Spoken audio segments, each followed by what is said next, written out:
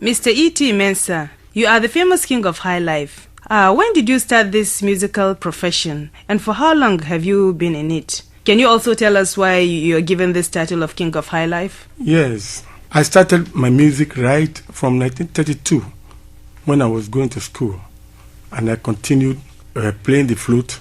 Then I studied the saxophone. I joined the Accra Orchestra, and then I had improvement in my music. Then we formed the rhythmic orchestra during 1957 or so. Then during the war, we had the privilege of playing to the army officers.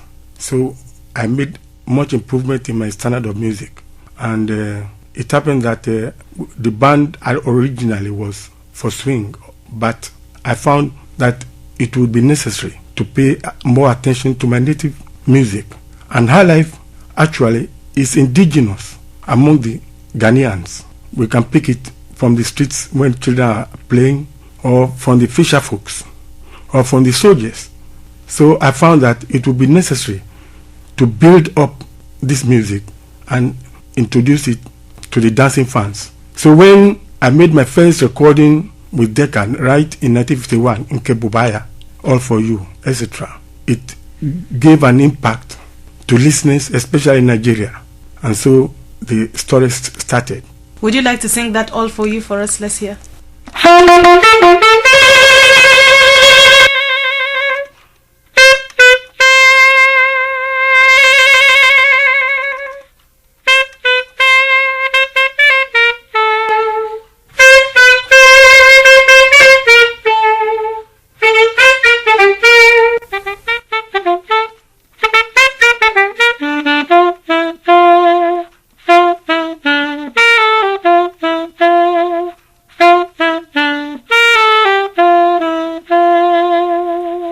That's very good. Can you tell us also why you're given that title of King of Highlife Music? Because there are so many highlife musicians in African countries. Yes, at the time when I took up the highlife, it wasn't very well arranged and given to the dancing fans.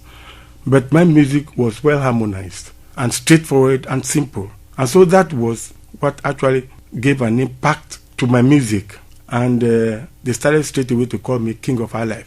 And in 1967, the Art Council of Ghana really awarded me the title King of Highlife. So as it is, I am the King of Highlife in Ghana. From your previous explanation, you said that highlife music is indigenous music. Yeah. But to some extent, I think it's being influenced by the foreign music. To what extent would you say that this is so? The point is we are playing highlife with conventional instruments like saxophone. And saxophone came from the white men. So naturally, one has to know how to play music intended for the saxophone before one can apply the process in playing highlife, you see. So, in other words, highlife as it was developed in Ghana is a combination of indigenous music and foreign instruments. Played by foreign instruments, with foreign instruments. Foreign instruments, yes. Now the latest development is on the Wolomo type, where highlife is mostly being played backed by rhythm section, a strong rhythm section, plus one guitar and strong vocals. Mr. Mensah, you visited several African countries. Can you recollect some of your memorable visits to some of these African countries? Yes. I know that I've visited from Lagos right down to Calabar, Enugu, Zaria, Kaduna, Kano. I've been to all these places. And then immediately we had our independence in 1957. I set up, gathered the musicians, and we went to Sierra Leone and played there. My music was hailed there. And then from Sierra Leone, I went to Monrovia. Then I went to Conakry in Guinea. All these places accepted my music. Would you like to play one of the hits you did at that time in one of these African countries? Maybe in Nigeria.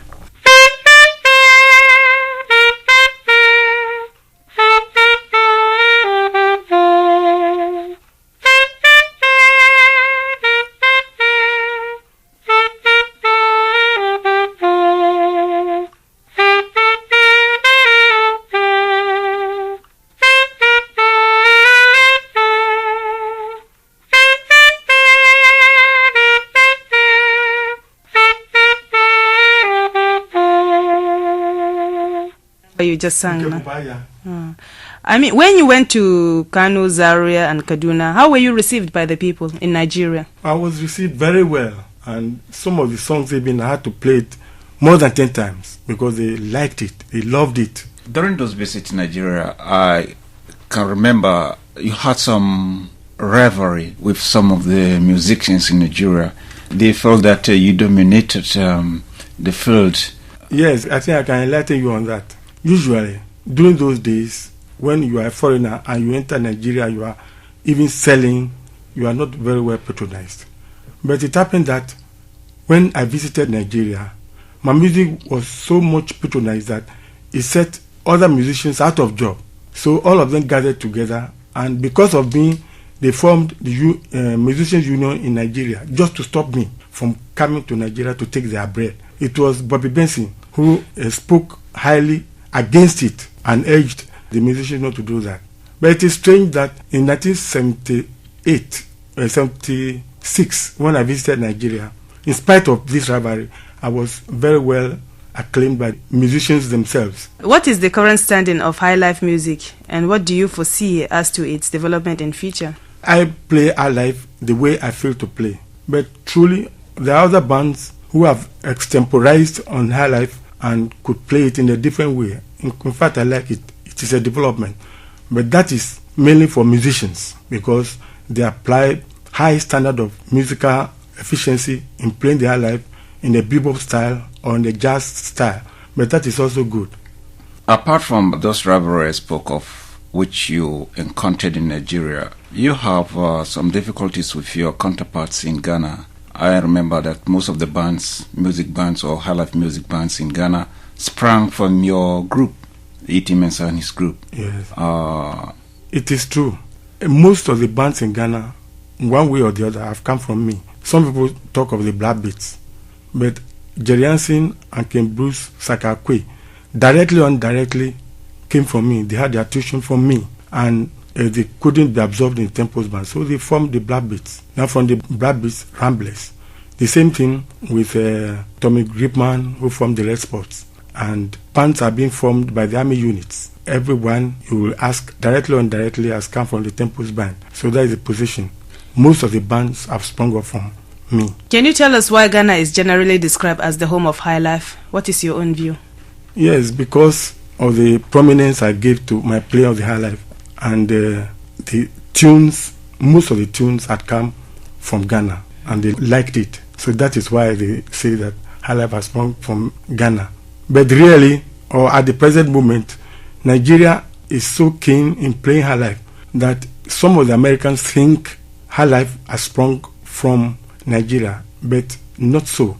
It has sprung from Ghana. So eventually, it will spread all over Africa, because I could feel certain tunes being played in East Africa, which are very much akin to our highlife. The Nigerian brand of highlife is quite distinct from that of Ghana. What will you say about that? No, they are just the same. Only sometimes they give prominence to instrumentation. Pastor Lawson was projecting the highlife in my way, and so far as late Pastor Lawson, each time he wanted to play, he would first play something from Tempo's band, and he would mention my name before he starts. That is the point. Are you the only person in your family that is involved in musical profession? My late father could play guitar, and my elder brother, J.Y. Mensah, is very proficient in playing alto saxophone. Only he didn't take it professionally, as I do. You don't have children that... My children are very much absorbed in music now. I've got one who can play piano. He's playing the organ now. One could play trumpet. One could play guitar. One could play drums. Now, let's come to your current visit in America. Highlife, as it is today in Ghana, is not as strong as it used to be. Can your visit to America at this time be described as an effort to revive the popularity of highlife in the world? Highlife should actually be taken seriously in Ghana. As it is, a prophet is not only in his own country. Ghanaian musicians like to play American music, but in playing American music, sometimes it helps them to improve the highlife to a certain extent.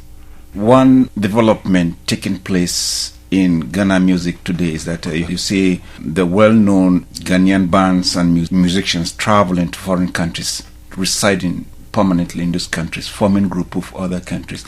And what yes, do you see? the point is, some of the musicians, when they attain a sufficient standard in our home, they think they could make improvement by coming to America or Britain to join other bands.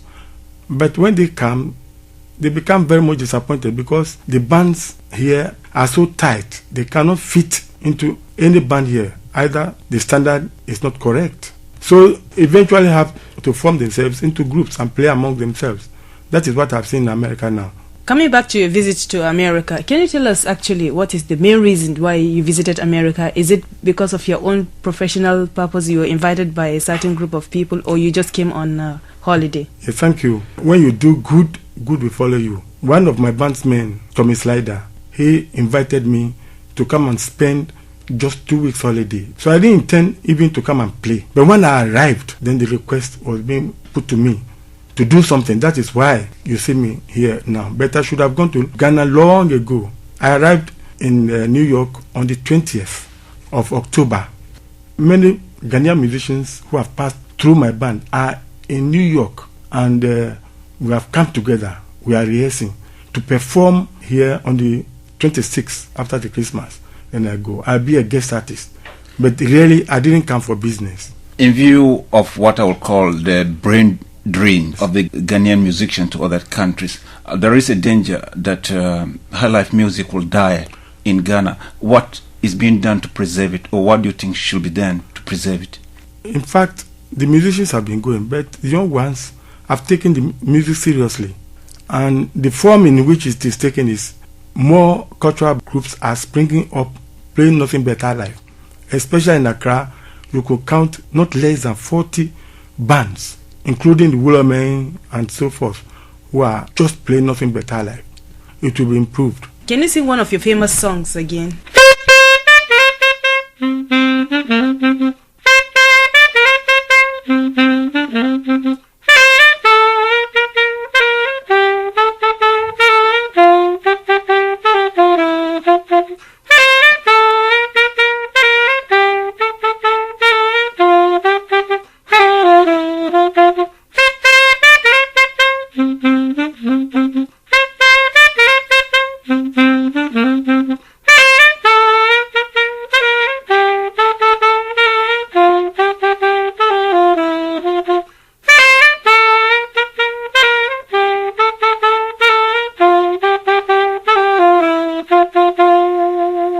Thank you very much, Mr. Tettey Mensah. I'm sure our listeners will be delighted to hear you on the radio. It's been a pleasure to have you in our studio today. Thank you.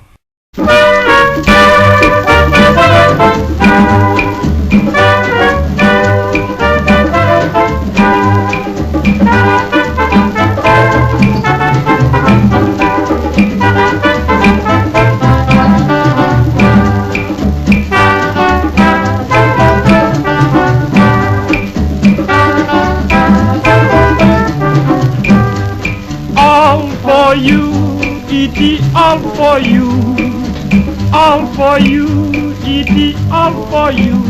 I dey wait you, Papa, I dey wait you, Mommy, I dey wait you, Papa. Ooh. All for you,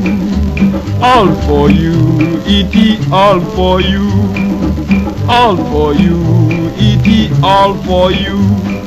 All for you, Tettey, all for you. I dey wait you, Papa, I dey wait you, Mommy, I dey wait you, Papa. Oh, all for you, Tettey, all for you, Tettey, all for you. All